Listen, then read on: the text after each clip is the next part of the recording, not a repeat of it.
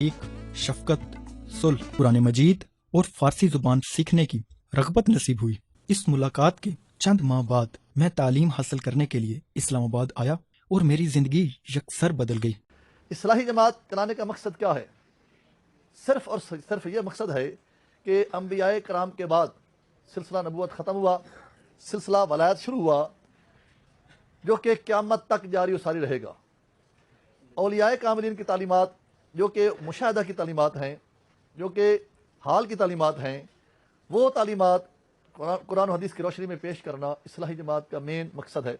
उसमें ख़ास तौर पर हज़रत सखी सुल्तान बाहू सरकार रहमतुल्लाह अलैह ने तसव्वुफ़ फ़कत खिदमत है, तो ये समराइज़ कर देता है आपकी तसव्वुफ़ की और सूफ़िया कराम की नज़रियात, अफ़कार, उनकी काविशें, कोशिशें किसी भी तौर पे खिदमत से अलग नहीं होती। पिछले कोई तकरीबन 17-18 सालों से मैं अपने इलाके की आवाम की खिदमत कर रहा हूँ कि इस इलाके की लोगों की सही मायनों में खिदमत कर सकूँ, उनकी नुमाइंदगी कर सकूँ ऐवान बाला तक।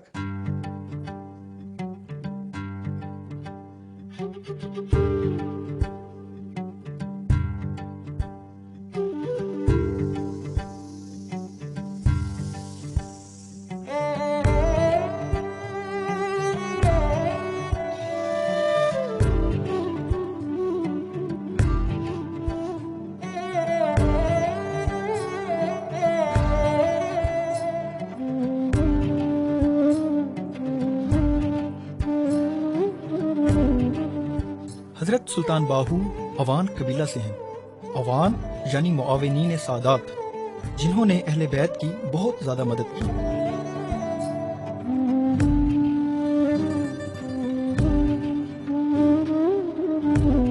शोरकोट ज़िला झंग में वाक़ एक छोटा सा शहर है, जहां हम हज़रत सुल्तान बाहू के वालिदैन के मज़ार की ज़ियारत करते हैं।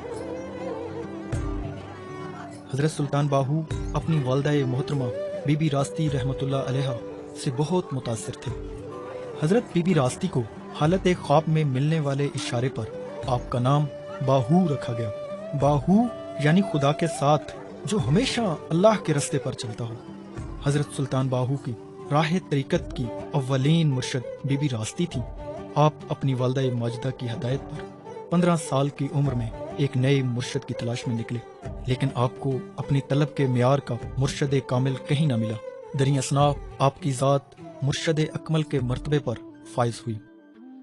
यूं करते थे कि फसल उगाते थे, फसल उगा के गंदम जब पक जाती थी आप वो छोड़ के चले जाते थे, और आपके जो खुलफा थे वो गुरबा में मुनादी कर देते कि हज़रत सुल्तान बाहू कह रहे हैं कि ये फसल मैंने तुम लोगों के लिए उगाई है, जाके काट लो।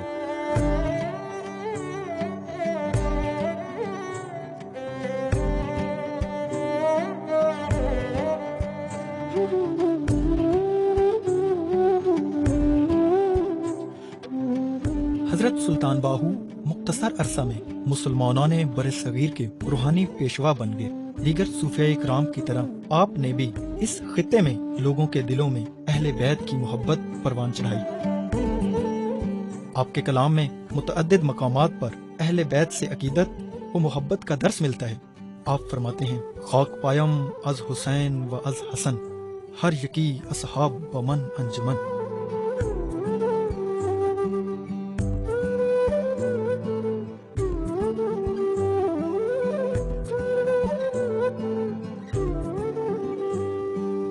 हज़रत सुल्तान बाहू का कलाम फारसी ज़ुबान में है।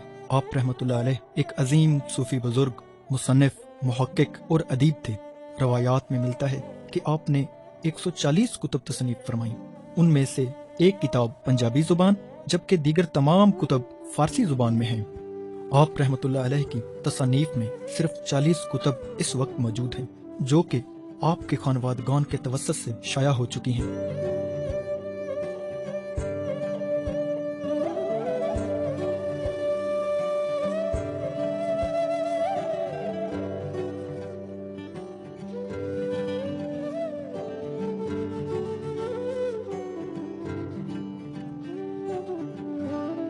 इन किताब इसरारुल कादरी हज़रत सुल्तान बाहू नविश्ते शुदे است.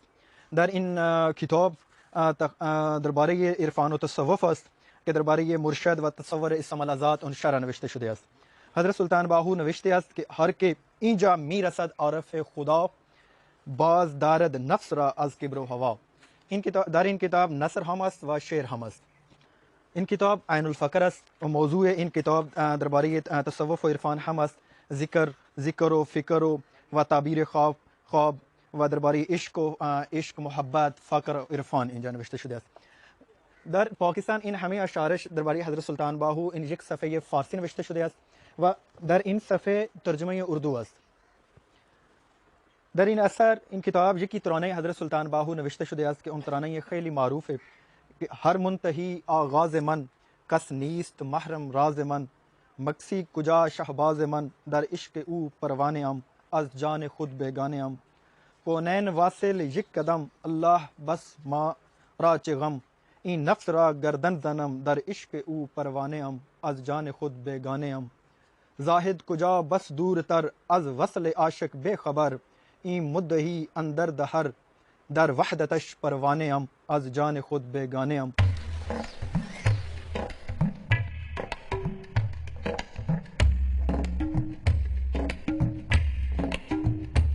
السلام علیکم. وعلیکم السلام. سر خیریت سے ہیں؟ جی ٹھیک ہے. الحمدللہ خیریت. محمد ضیاء الدین عرض کر رہا ہوں. جی مدرسہ دارالعلوم غوثیہ عزیزیہ انوار حق باہو، اس کی جو بیس ہے وہ تصوف پہ رکھی گئی ہے اور ان کو 8 سال کے اندر درس نظامی کی تعلیم بھی دی جاتی ہے اور اس کے ساتھ مولانا روم رحمۃ اللہ علیہ کی مثنوی شریف، حضرت داتا علی حجویری رحمۃ اللہ علیہ کی کتاب کشف المعجوب اور حضرت سلطان العارفین صاحب کی کتب اور حضرت سلطان عبد القادر جیلانی، اور وہ چیزیں فارسی میں چلتی ہیں.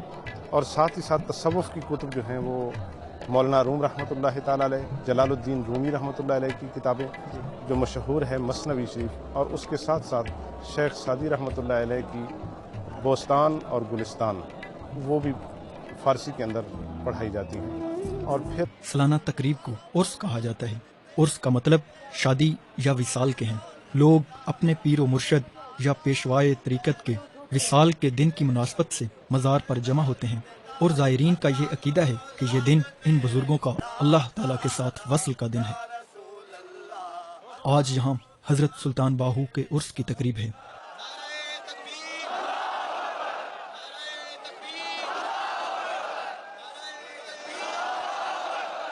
بہت سے صوفیاء اکرام گوشہ نشینی اور زہد میں مصروف رہتے ہیں، مگر ان صوفیاء کا پوری دنیا میں ایک اہم کردار ہے.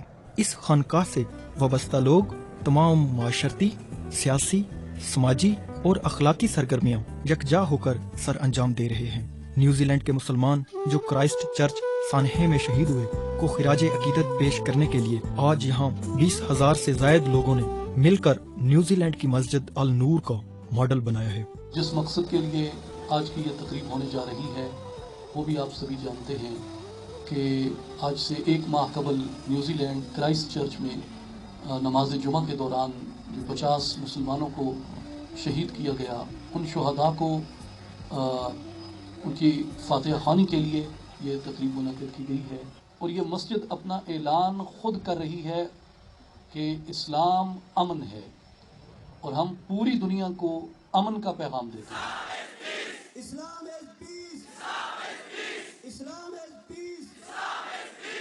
جو کچھ کشمیر میں ہوتا ہے، کشمیر میں جو ڈریکونین قوانین ہیں ان کے اگر میرے سینے میں دل تھے. ہمارا اس میں یہی ویژن ہے کہ جو ہمارا یوتھ ہے مسلمانوں کا، اس کو اویئر کیا جائے، اس کو موٹیویٹ کیا جائے، اس کو ایجوکیٹ کیا جائے، اس کو تربیت دی جائے، تو وہ ہمارا جو لیڈرشپ کا گیپ ہے اس کو ختم کرنا کی کوشش ہے کہ اس کی پورے ملک میں تنظیم سازی کی جائے. انہوں نے اس ادارے میں بہترین اور وقت کی ضرورت کے عین مطابق شعبہ جات قائم کیے ہیں.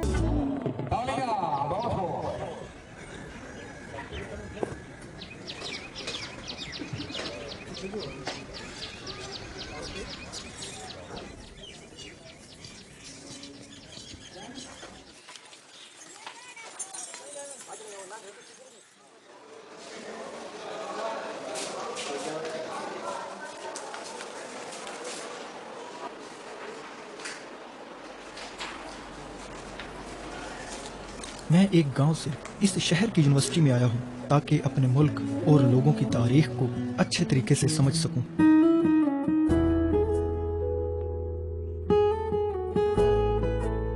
میں یہاں اللہ تعالیٰ کی مدد اور صوفیاء اکرام کی رہنمائی سے پہنچا ہوں۔ حضرت سلطان باہو کی تعلیمات راز ہو سے متعلق ہیں۔ میری یہ طلب ہے کہ اللہ اور اس کے حبیب صلی اللہ علیہ وآلہ وسلم کے راستے پر استقامت کے ساتھ گامزن رہتے ہوئے اپنے مرشد طریقت حضرت سلطان باہو رحمۃ اللہ علیہ کی تعلیمات سیکھ کر عامۃ الناس کی بھلائی میں اپنا مثبت